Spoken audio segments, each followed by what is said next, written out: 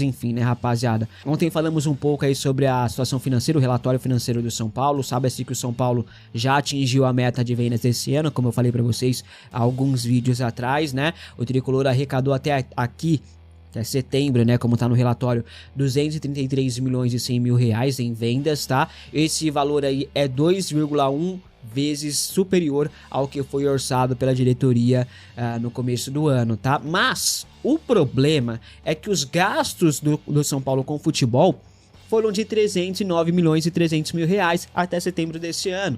No total, os gastos chegam ali a 384 milhões e meio de reais, contando com as áreas todas, né? Isso significa um rombo de 91 milhões de reais, 31% do orçado, ou seja, o São Paulo tem que fazer mais vendas até o final deste ano, senão vai fechar o ano no vermelho. Estima-se que o São Paulo precisa de pelo menos 35 milhões de reais em vendas até dezembro, tá? Pra fechar o ano no azul, não fechar tranquilinho, é só pra fechar no azul, tá?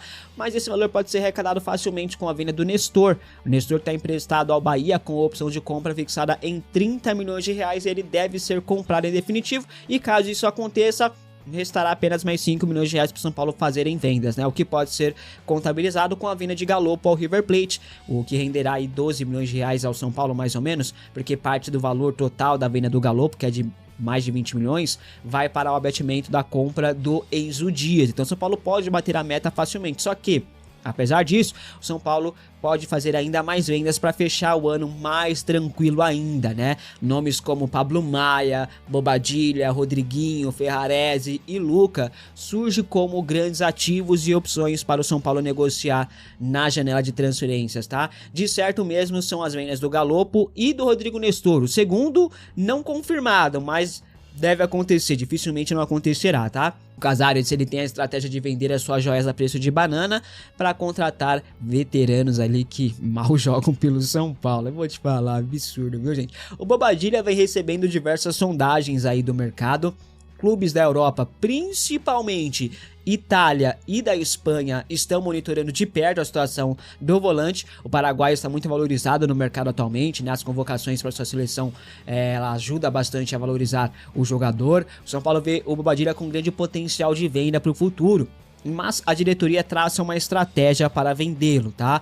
A ideia não é vender o Bobadilla agora, na próxima janela de transferências, mas sim na janela do meio do ano que vem, a janela pós-Copa do Mundo, gente. O clube acredita que o selo Copa do Mundo possa valorizar o atleta ainda mais no mercado, que garante ali um aumento no valor, né? O São Paulo consegue negociar melhor aí, vai embolsar uma grana maior do que se fosse vendê-lo na próxima janela, né? Com isso, o Tricolor consegue elevar o valor que o Bobadilla aí pode valer e aí fazer uma grande venda na próxima temporada. Então, o plano é esse, tá? Bobadilla deve ficar na próxima janela de transferências, isso se não chegar uma proposta espetacular, mas o São Paulo vai fazer de tudo para segurar o Bobadilla e vendê-lo somente após a Copa do Mundo. A ver, né, se vai dar certo essa estratégia traçada pela diretoria. Eu acho uma estratégia válida, até porque o selo Copa do Mundo valoriza sim o jogador e pode fazer com que o Bobadilla valha aí, sei lá, 2, 3, 4, 5 vezes mais do que ele valeria se fosse vendido já na próxima janela, até porque a próxima janela de transferências é uma janela um pouco mais light lá na Europa, né, uma janela mais, porque tá no meio de temporada, os clubes não abrem tantos cofres assim. Agora, a janela do meio do ano é a janela que ferve, é a janela que esquenta, é a janela que tem muitas movimentações e que os clubes estão planejando a temporada, né, porque é um início de temporada lá na Europa, então os clubes estão planejando, dispostos a abrir os cofres, né, então pode ser uma baita janela para o São Paulo vender o Bobadilla por uma boa quantia. Vamos aguardar. Obrigado. Pausa de 5 segundos para pedir a sua ajuda ao nosso canal com o seu like e se inscrever se ainda não for um inscrito.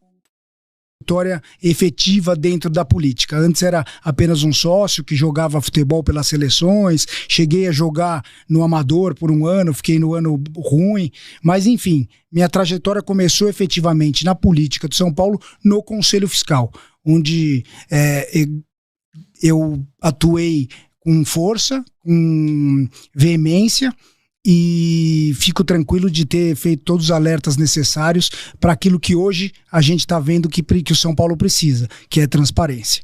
Desde lá de 2021, 22, eu alertava sobre a necessidade de transparência, de divulgação dos números, sobre a necessidade de apresentar os contratos dos jogadores de futebol profissional para o Conselho Fiscal, coisa que nunca foi feita por essa gestão, que sempre omitiu esses dados.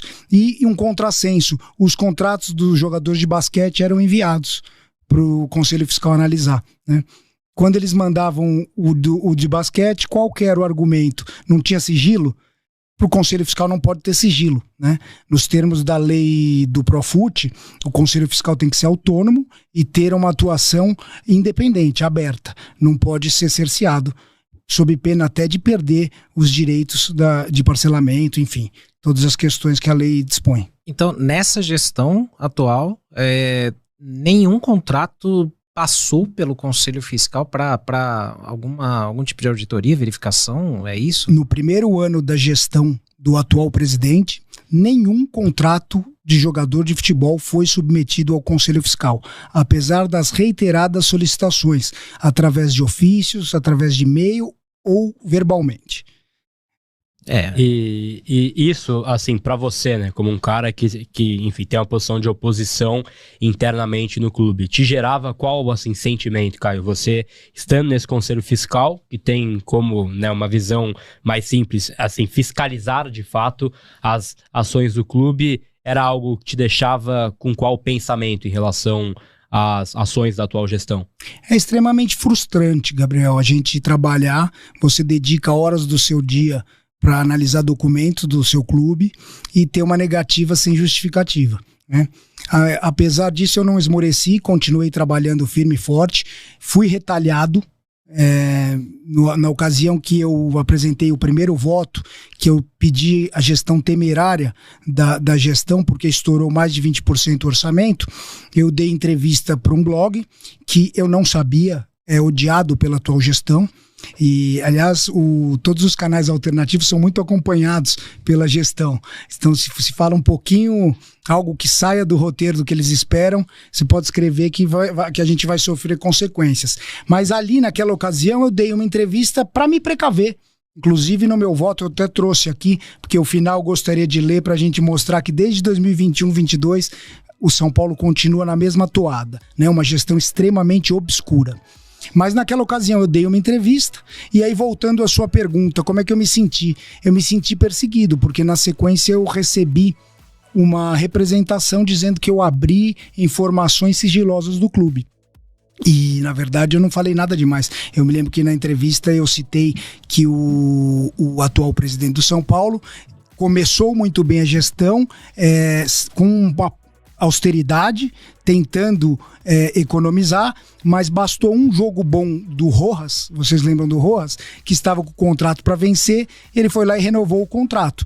Uma ação que já demonstrava que era populista e que assim seguiu até hoje, né? Com tantas e tantas contratações que são altamente questionáveis, seja do ponto de vista técnico ou até mesmo do torcedor. Só um parêntese, Caio, a gente vai entrar em outros temas também, mas assim, queria que você explicasse para o nosso público, nosso torcedor, que tem uma visão talvez mais simples do que é hoje a política do clube, qual que é a função de um membro do Conselho Fiscal. Acho que é bom a gente deixar explicado para a galera que está acompanhando. Vamos diferenciar Conselho Fiscal de Conselho Deliberativo.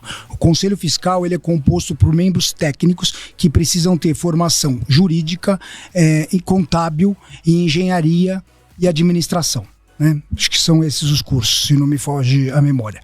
E uma das principais funções é analisar os números do clube. Então, o balanço do clube. Quando a proposta orçamentária passa pelo Conselho Deliberativo e a execução efetiva daquele orçamento.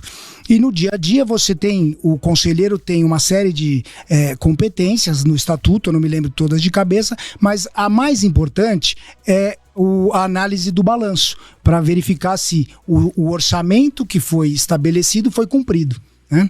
Em linhas gerais, eu reputo essa uma das competências mais importantes. Além disso, pedir os contratos, verificar a quem está sendo pago comissões. Por exemplo, quando eu assumi a gestão, o antigo presidente nos chamou na passagem de cargo e nos informou, cada conselheiro fiscal tem uma credencial para no dia dos jogos você circular o estádio com livre acesso para verificar se aquele contrato de vigilância está sendo cumprido, se o contrato de fornecimento de determinado material de ambulante está sendo cumprido, enfim, vai desde as pequenas coisas até o futebol profissional. Obviamente, aquele que entra vai nos grandes números, né? Vai tentar fiscalizar o que é mais importante para um clube de futebol como o São Paulo. Então a gente fazia solicitações desde jogador de futebol profissional até eventuais concessões de camarote para verificar se há lisura no processo, se há impessoalidade, se há legalidade, enfim. E publicidade, que é o que falta nessa gestão. A gestão de São Paulo, infelizmente, peca pela publicidade e transparência, que ora, aos 45 do segundo tempo, a gente espera ter um pouquinho. E a sua atuação nesses 3 anos também, para fechar a minha parte, essas perguntas mais breves para que o tutor possa entender também. A sua atuação nesses 3 anos, você falou da questão do orçamento votado anteriormente e também fiscalizado pelo Conselho. Caso você não concorde, você como membro, né, do Conselho Fiscal, você não concorde, o quanto que a sua opinião tem um peso para execução daquilo, e entre 20 e 23, você concordou com o que foi apresentado como plano para o São Paulo? No primeiro ano da gestão, vamos lá, antes de responder minha posição, são 5 membros do Conselho Fiscal. Quando eu me elegi, 4 eram da situação e eu da oposição. Tá? Eu fui o mais votado, eles elegeram, dentre eles, o Jonathan, que é um ótimo conselheiro. Hoje é meu colega no Conselho Deliberativo, como presidente. Tivemos vários embates no começo da gestão. Hoje posso reputá-lo como um grande amigo que eu conquistei dentro do clube, apesar de estarmos em lados distintos. Junto conosco tinha o Moacir também, o Fábio e o Natan, que é contador. Então nós tínhamos um grupo bastante heterogêneo, um é contador, 3 eram advogados, outro administrador, e a gente trabalhava tentando obter as informações, mas como eles tinham uma ligação com a situação, não eram tão enfáticos como eu, né? E no primeiro trabalho que a gente teve que fazer, que foi justamente o voto no exercício de 2022 sobre as contas de 21, a gente fez uma reunião online e eu quase consegui persuadi-los a votar contra, porque eu mostrei para eles que nos termos da lei do Profut, aquilo estava errado, seja sob o enfoque da lei do Profut, seja sob a égide do Estatuto do São Paulo, que também só permite o estouro de 5%. Mas a pressão é grande ali, né? A pressão é grande, em que pese eles sejam profissionais altamente competentes, eles acabaram se curvando e votaram favorável. Eu votei contra no primeiro ano da gestão. No segundo ano da gestão, se eu não me engano, foi quando a gente teve a venda o Anthony, não. Que o São Paulo conseguiu atingir as metas por conta da cláusula. O superávit foi por conta foi do Anthony e do Casemiro. Também, esse ano eu votei favorável. Por quê? Embora a gestão tenha atuado de forma deliberada, gastando mais do que arrecadou, por força do acaso, né, sem qualquer atuação da gestão, a gente conseguiu fechar no azul, né? Então, o retrato naquele momento era passível de ser aprovado. Então, aprovei. Por isso que eu digo, o Caio Forjaz, assim como tantos outros que estão ao meu lado, não são conselheiros de oposição.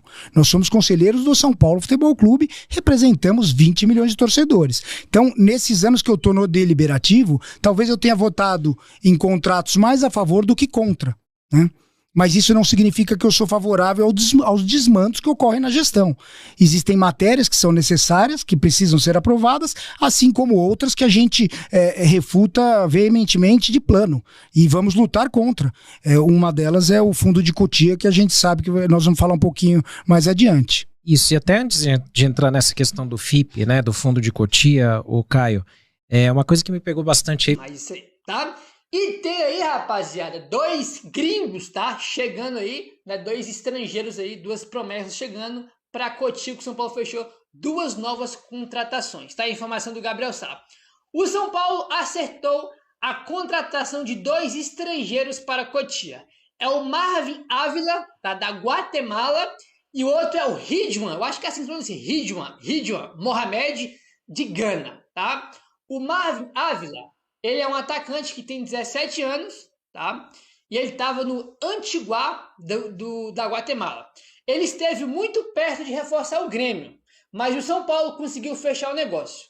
80% dos direitos, né, passam aí a pertencer ao São Paulo. Tá? Então tá aí o Marvin Ávila, 17 anos, vem da Guatemala, estava perto de fechar com o Grêmio, São Paulo foi lá, conseguiu trazer o garoto aí para Cotia, tá bom? Já esse Ridwan, né, eu acho que é assim, se você Ridwan Mohamed, é um meio atacante que tem 17 anos, ele jogava no Young Africa Promises, tá? O São Paulo adquiriu 50% do jogador com opção de compra de mais 30% em caso de cumprimento de metas. Ele estava na mira do Real Betis da Espanha, tá? Aí o ponto que chama a atenção aqui é o seguinte, os 2 jogadores foram identificados pelo departamento de scout do São Paulo e as partes envolvidas optaram por não revelar os valores das negociações. Então o São Paulo já está comprando os garotos. Por que eu estou falando isso? Porque geralmente o São Paulo traz jogador de outros times por empréstimo com opção de compra. Por exemplo, a gente vai agora a polêmica do jogador do Cuiabá, que é o Gustavo Santana.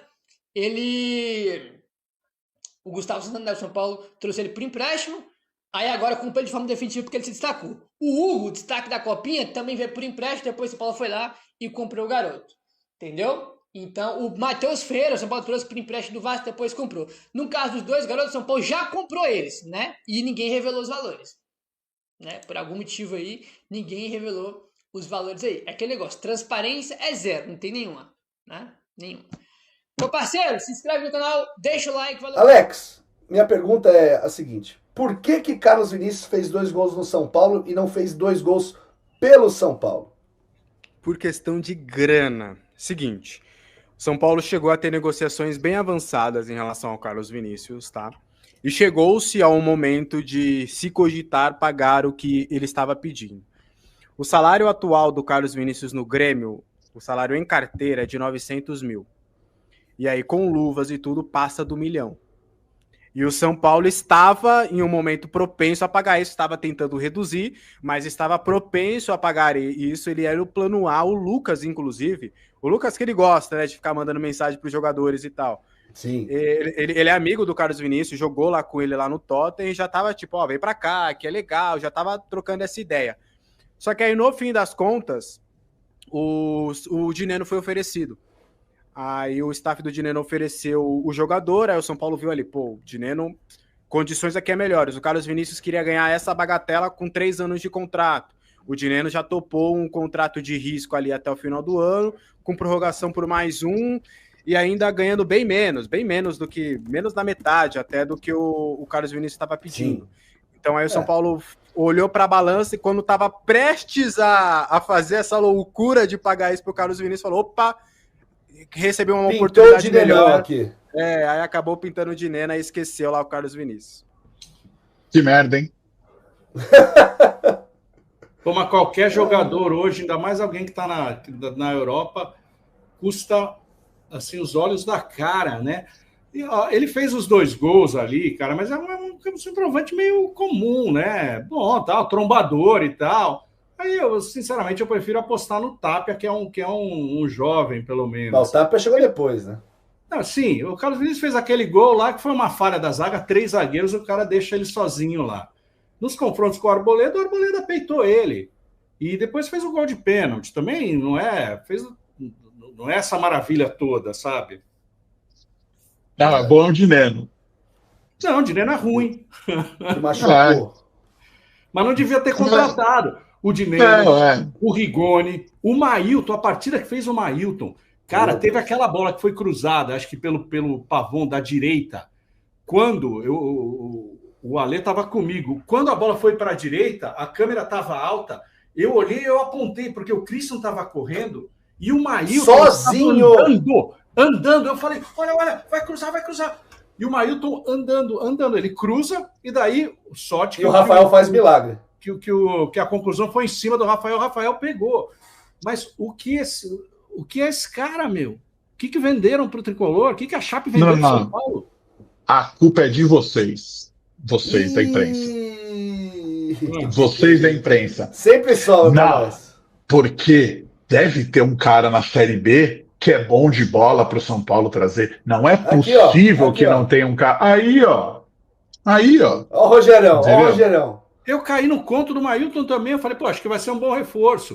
O cara é forte, veloz, acho que 27 anos e tal, tá brilhando na Chape, bate falta. Cara, o que ele não mostrou nada até agora. Ele bate falta no Curitiba, né? Ele bate falta no, sei lá que time que joga a Série B. Operário, entendeu? É nesse time que ele bate falta. Aí ele vai bem. Na hora de jogar, contra os caras. Ó, teve um lance no final de semana que o Mike foi pra cima do jogador lá, sei lá do que time que tava jogando. Ele entortou o moleque. Aí todo mundo, aí, ó. Porra, entortar o moleque da base que é burro é uma coisa. Irmão. Entortar jogador profissional que tem laço. Vai entortar como é que é o nome do lateral direito lá do Palmeiras, lá o carequinha?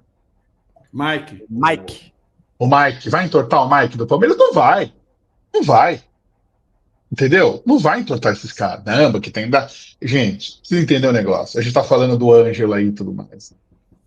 Olha o ponto que chegamos. Nós estamos depositando as nossas esperanças no Ângelo. Quem é o Ângelo?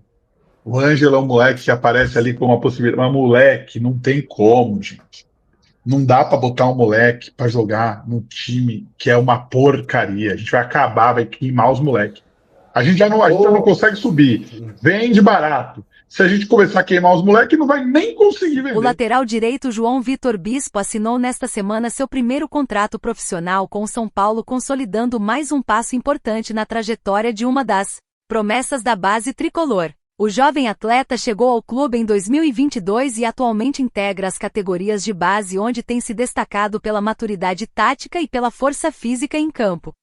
Sua formação em Cotia reforça a confiança do São Paulo no tradicional trabalho de lapidação de talentos revelados em casa. Antes de vestir a camisa tricolor, João Vitor teve uma breve passagem pelo Palmeiras, onde iniciou o processo de base. No São Paulo, encontrou o ambiente ideal para evoluir tecnicamente e taticamente, chamando a atenção da comissão técnica pela capacidade de apoiar o ataque, consistência defensiva e bom entendimento de posicionamento. O jogador é visto como uma das apostas do clube para o futuro e já desperta boas expectativas internas sobre seu crescimento nas próximas temporadas.